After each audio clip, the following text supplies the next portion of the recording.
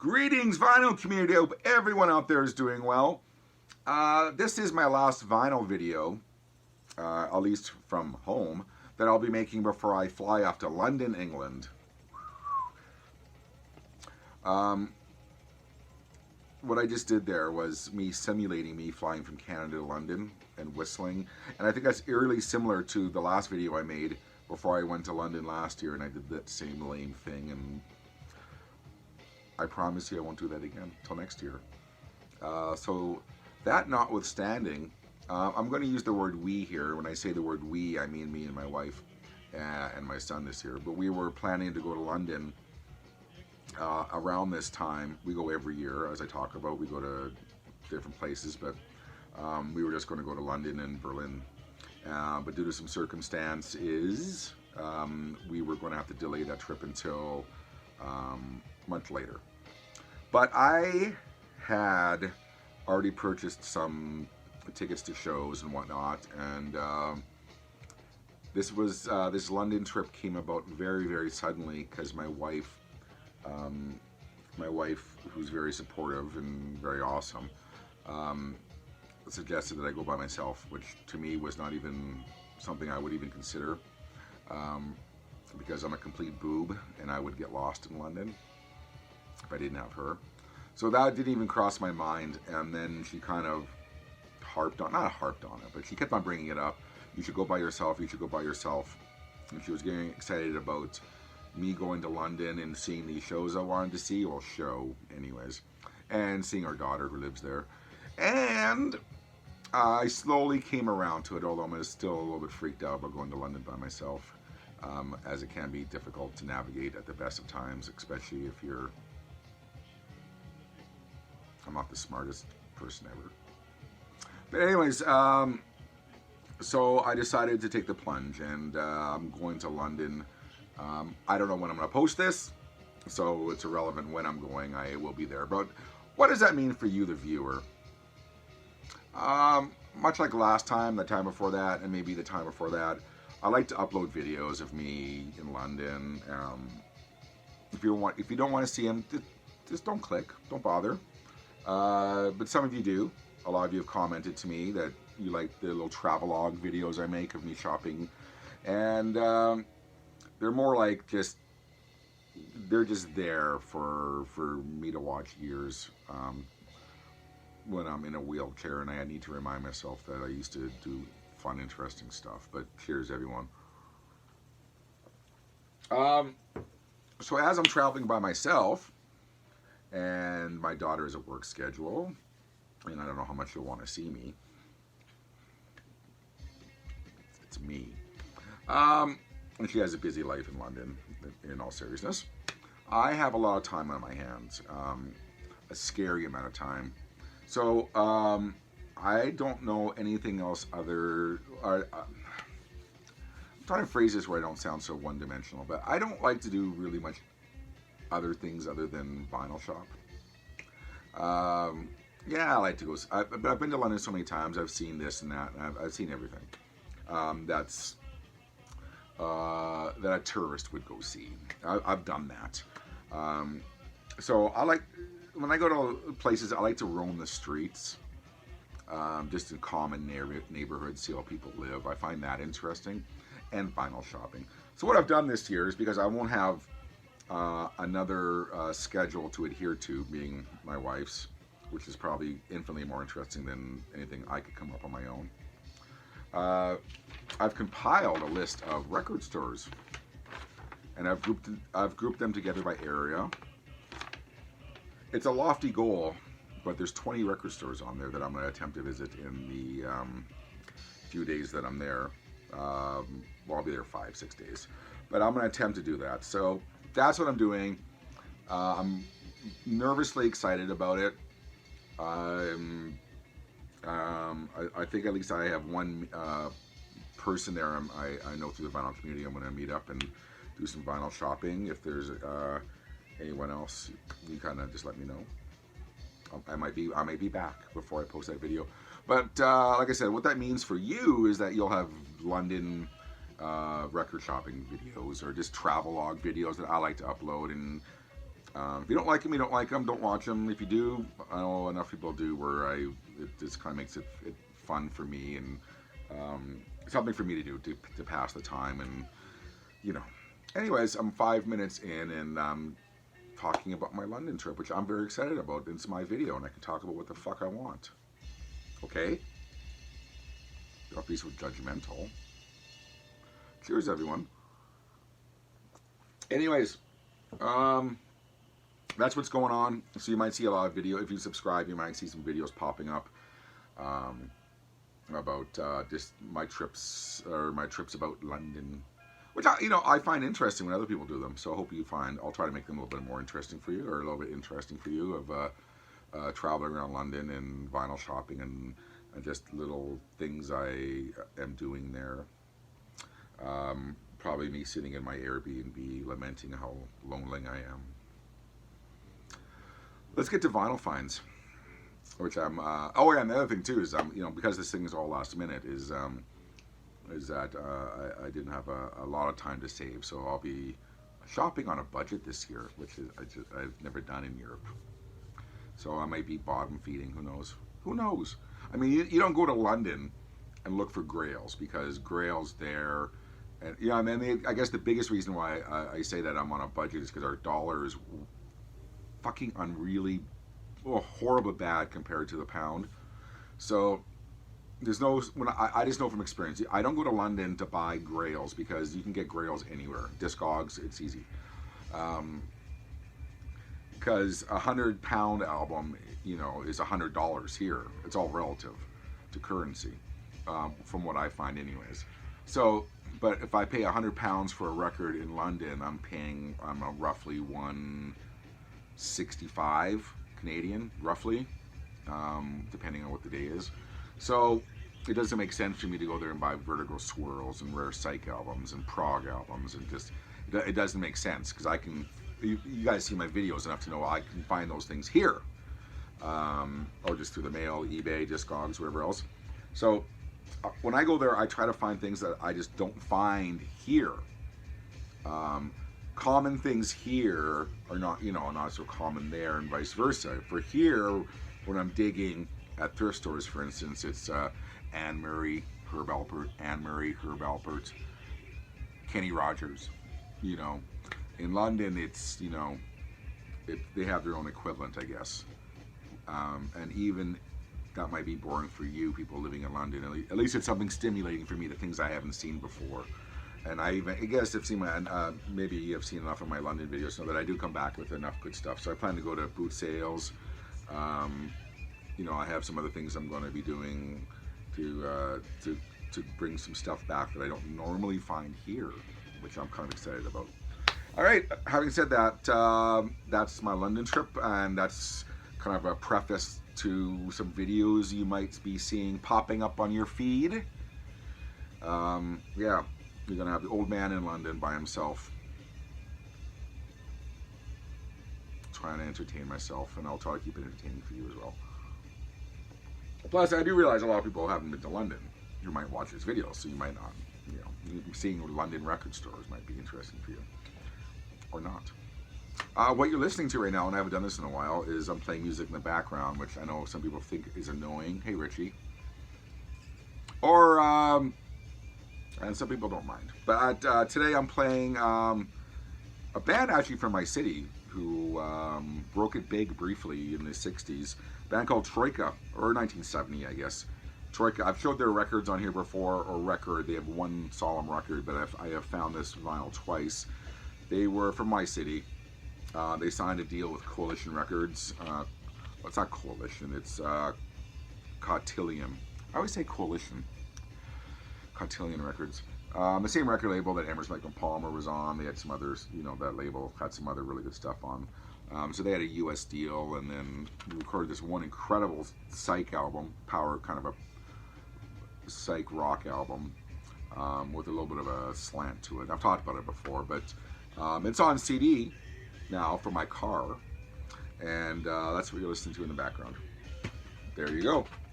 Anyways, that backfired. It bounced right towards me like a boomerang. Let's get to some singles that I've picked up since I saw you last. Some 4 really, really meaningful singles to me that will be going into my box over there of singles that I always talk about. And I promise in 2020 I'll make that video because I think I'm done. And every time I say that, I add more singles and take things out. But there's going to be an end point where that is the box, and this is the box I'm leaving for my kids and my wife of things that are most meaningful to me. But I got a copy. This is from, I think this is from France. This is the only, is it from France or Italy? I don't remember now. But anyways, this is the only version of this with this cover, but it's the Smithereens Blood and Roses. The Smithereens, I've talked about them before. I've done a video about Pat D'Annunzio, who passed away.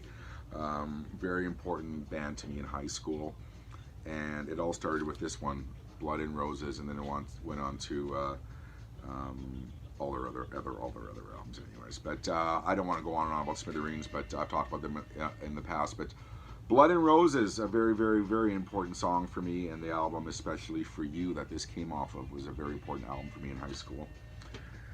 As was this one, Concrete Blonde, God is a Bullet. This was off their album, what was the album called? Free? And it was the album before Bloodletting.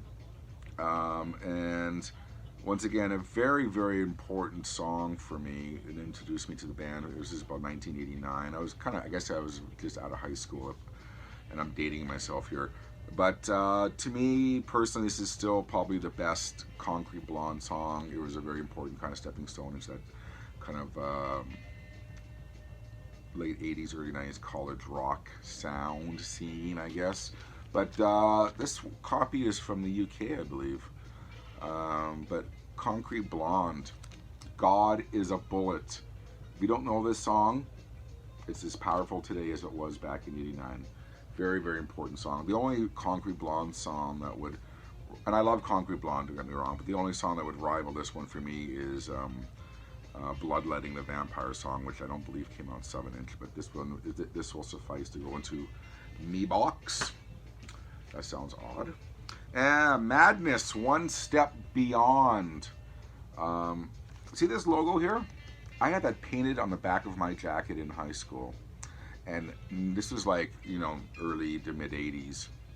And nobody knew, very few people, well, I guess nobody in my high school other than my friends knew who Madness were, and even my friends weren't that really into them. But I was really a huge fan of, everyone goes through a ska phase for 15 minutes, as they say. But mine's kind of lasted all through my life. It comes and goes. But Madness, One Step Beyond, I loved Madness. And it kind of all started with me seeing them on the show The Young Ones, where they did House of Fun. And they did some, I think they were on twice actually. But anyways, Madness, One Step Beyond, monumental single of my life, and just damn good song. And the next one is The Specials, Gangsters. The Specials and Madness to me, and I guess Selector, were pretty big bands, which is on the B-side actually, but this is a double-sided one from 1979. Gangsters on one side and Selector on the other side. But I bought it for Gangsters, my favorite Specials song. Woo! Singles. We're 14 minutes in. And I'm gonna kill some more time here. Anyways, those are the singles I have to show you. I'm very excited to get those 4 singles.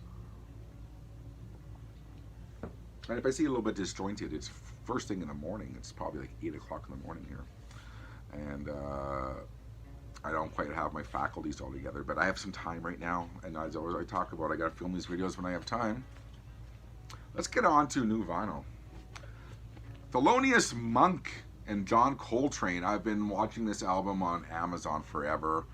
I've streamed it, I've loved it, and I just never pulled the trigger on the vinyl. Not that it was that expensive.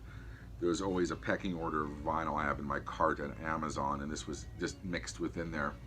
But I had to pull the trigger on it. Just absolutely love this album. If you don't know this album and you're wanting to, or if you're a jazz fan and you don't have this album, you need this album. Or it's a damn good introduction album too. if you're looking to get into jazz. But what this album is, it's obviously live at Carnegie Hall, recorded in 1957. And what's really odd about this album is that it was recorded in 1957, and the tapes sat in the Library of Congress and just sat there, and nobody, and just through the years, people just lost track of it, and it sat there undiscovered until 2005 when a clerk at the Library of Congress came across the tapes for this album, and they were such good recordings that they released them, obviously, and it instantly became a classic album. If you read about this album, it's kind of universal, kind of a 10 out of 10, kind of 5 out of 5, A+ kind of scores across the board with critics. Take that for what it's worth with critics, but it is such a great album, and I think it's only one of a couple times it's documented that documented on tape of John Coltrane's association with Felonious Monk.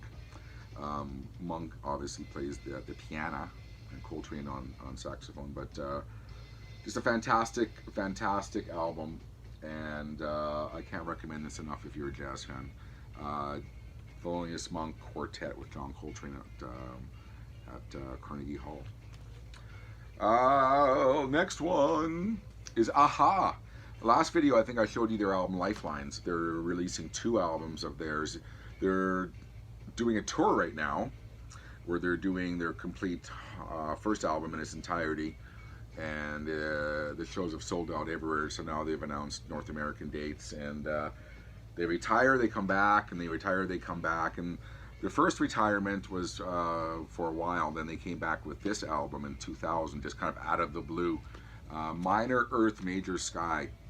And they've kind of released albums steadily since then. But this would be their best, in my opinion, of their comeback after their first breakup albums, I guess. Just a great album, and first time on vinyl, I shall say, other than a bootleg that was kicking around. But amazing sound, your typical 180 gram, but they really did a good job. And I guess they're releasing some of their back catalog to tie in with this tour. And their first album has been released so many goddamn times that it's about time they got to these albums that have never been on vinyl. But Minor Earth, Major Sky by Aha. It's not the pop Aha, you know, if you don't know the band. It's not the Take On Me Aha. They've only really made 2 albums like that, and then they kind of really developed and grew into a very credible musical act, in my opinion. But Minor Earth, Major Sky, I was very, very excited to get that. All right, let's get to some... this is a combination of thrift store. There's not much to show you today, so it's not like this video is going to go on much longer. But I answered an online ad. We're going to get some thrift store finds, and then there's 2 things I got. Those things I got from an online ad from the same person. I just love one of those things where I just happen to click on this online thing we got going on in Canada, or Kijiji. I don't know, some people know what that is. I just happened to click on the right ad at the right time when it just came on, and I said, I'll take those 2 albums. Dosed, once again. And I went over to his house, and really nice guy, and he worked me out just a fantastic deal for these. But we're going to start with this one. Metallica's Kill 'Em All. This is an original Canadian Elektra Records pressing. Of course, it was on Megaforce Records before, but then it was kind of when they signed to Elektra Records, they reissued their back catalog, and this is kind of like a remastered. Well, I mean, I guess Elektra went through the tapes and cleaned them up a bit, and this is the first Elektra Records pressing of Kill 'Em All. Bang That Head That Doesn't Bang. Anyways, this is the later versions omitted 2 songs, but the original copies have the songs on this. So this has Blitzkrieg and Am I Evil, which were deleted from later versions of Kill 'Em All inexplicably. I don't know why, but original Canadian Elektra Records pressing, original inner sleeve, in perfect condition. There's the Elektra label. Just clean as clean gets, and I was just very happy to get that one. So, Kill 'Em All. Metallica, original Canadian electro pressing. And then the next one, I kind of just didn't want to drive over to this guy's house just to pick up that one album. Although I probably would have anyways, because that's the kind of guy I am. But he had some Kiss albums, and I would be... And I thought that... when I saw this in the ad, and I thought, oh, that's just another Canadian copy of Rock and Roll Over. Yeah, whatever. But it turns out that it's a German copy of Rock and Roll Over. And I knew it. This is where you get into being a nerd, because I showed my wife in the car because we went together, and I said, "Is there anything noticeable about the cover?" She goes, "You're such a nerd that you would notice something like that." But the cover is noticeably thinner. So I noticed the minute he handed it to me, and it's glossy stock on like the Canadian or US copy. And I knew there was something different about it, and it's a German pressing, which I don't have. A really nice German copy of Kiss, Rock and Roll Over. And if you're going to keep score at home, my favorite song off this album, I Want You. Yeah, let's go with that. Or Calling Dr. Love's pretty good too. I think we're into thrift store land stuff. I got some jazz stuff. Let me just pull up the jazz stuff. Very rarely will I ever get a jazz haul. Once or twice a year, and I got one. I got a was it Blue Note? Was it Blue Note? It's Blue Note. A Blue Note pressing of Jimmy Smith's Greatest Hits double album. I kind of know Jimmy Smith on a very surface level. I've heard his stuff very not in detail, you know. But so when I find these jazz albums, I'm very, very excited to find them, because it's a greater introduction into jazz than what I already have. It adds color to my palette. How's that? Jimmy Smith's Greatest Hits on Blue Note double album. Really great album. And then another Jimmy Smith album. These are all thrift store finds, by the way, from the same guy, because he wrote his name on the records. But that's not here nor there. Bastion, the Unpredictable Jimmy Smith, arrangements by Oliver Nelson, who's a damn fine jazz artist in his own right. This is on, I think this one is on Verve. This one is on Verve Records. So Jimmy Smith's Greatest Hits on Blue Note, and then an original Verve Records pressing of Bastion, the Unpredictable Jimmy Smith. And then Buddy Rich, recorded live at the Shea Hollywood in California, Big Swing Face, an original pressing on Pacific Jazz Records. Buddy Rich, of course, we all know him as a drummer and the biggest asshole ever in music. You can Google his bus tapes, as they call them. He wasn't a very nice guy. Anyways, Buddy Rich, fantastic drummer though. Big Swing Face. Modern Jazz Quartet encounter the Swingle Sisters perform with the Modern Jazz Quartet. And I will tell you right now, I've not heard this one. I plan to later today. Yeah, so I can't really talk much. I know the Modern Jazz Quartet. I just have not heard this album, so I can't say anything about it. I'm just gonna park that one. But Herbie Mann, early Herbie Mann, is actually pretty fantastic. I see his albums at thrift stores all the time, and people don't touch them. But to find really nice copies of his earlier albums, not early, but you know, this is Glory of Love. Oh, what year is this from? It doesn't say in the back. 1967. 1967. So that era of kind of mid '60s, Herbie Mann is actually quite good. I think he got a bit schmaltzy later on, but that completes the jazz finds that I had. I'm happy when I find any jazz at thrift stores. Not many more left. Just hang tight. Just hang tight. Just some bog standard stuff. I will go on record as saying this is the best. I've said this before, and I'm going to repeat myself here. I see this at thrift stores all the time. We all know what this is, and a lot of people just pass by it.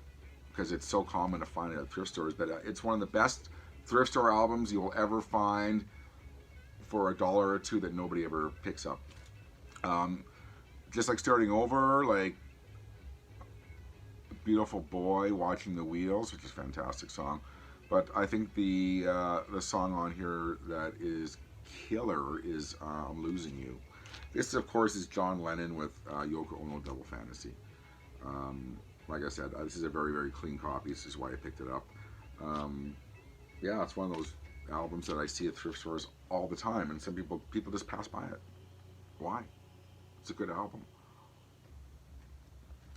I should start telling them that. Like, why are you passing that album by? Like this one. I see this all the time at thrift stores. This is a super clean copy of London Town by Wings. It has the original price sticker on it. I think the sticker is in Deutschmarks, which would be odd. Give me a second. Let me investigate where this album is from.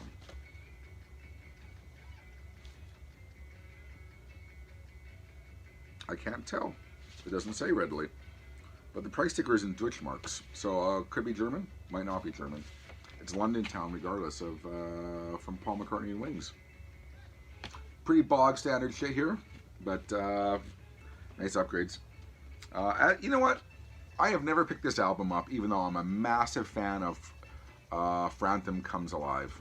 I think it's one of the greatest live albums of all time. And it's just this cover that always turned me off. And I found this at the thrift store, his album, I'm Into You. And then I read the back, and it has a testimonial by Cameron Crowe, who I very much respect, and I trust his ear. But then I go online and I read reviews of this album, and it's a very highly regarded album. I didn't know. I just got used to just tuning this album out because of the damn cover. But I picked up a copy of I'm Into You by Peter Frampton, and it's a damn good album. So, yeah, original inner sleeve. This album is everywhere at thrift stores, and I just can't believe I passed by it.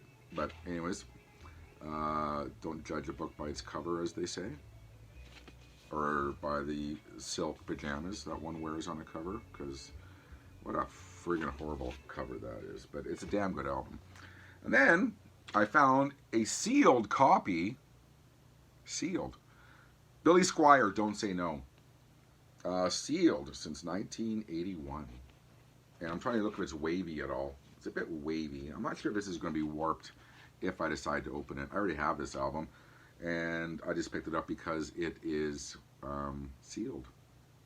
Go figure. But it's the one with the stroke in it, in the dark. My kind of lover. I think it's Lonely as the Night. I think this was his biggest solo album. Is Don't Say No by Billy Squier, which is sealed. Little, bend right there, but that's not where the record is. So I don't know. Let's take bets on whether this seems a bit curved, whether this is going to be warped or not. I think it is.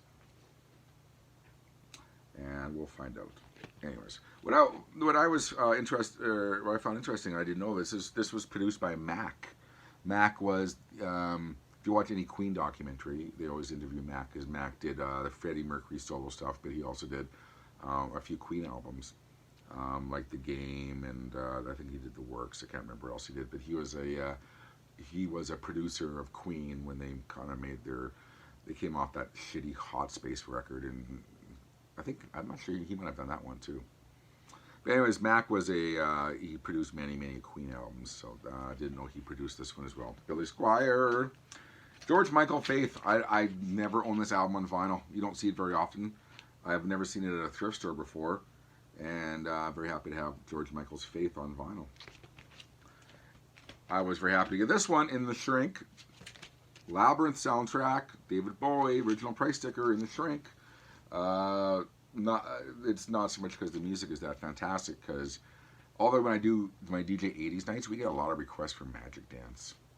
And sometimes we oblige them. It's not me, it's my partner, honestly. But we got a lot of requests for Magic Dance, but it's not so much the music per se. It's just a Bowie album I don't have, although it has a score on it, and I loved the movie. I saw it in the theater when it came out. That's the only other story I have behind about Labyrinth. I just like the movie. Anyways, that's it. That's all. Cheers, everyone. I'm looking over here and I'm seeing all my travel stuff. My travel deodorant, my travel shampoo, my travel toothpaste. Right over there. My Cliff Bars for the plane ride. And yeah, so I hope you are understanding and oblige me and humor the old man by watching my London travelogue videos of me record shopping in London and doing other stuff probably like record shop. I promise it won't be me eating food. I don't think so anyways. All right, that's it. This has been David Michael, aka Nazz Nomad, and the next video you will see of me will be in London, England, which I'm very excited about. So we'll see you there. Take care, everyone. Peace.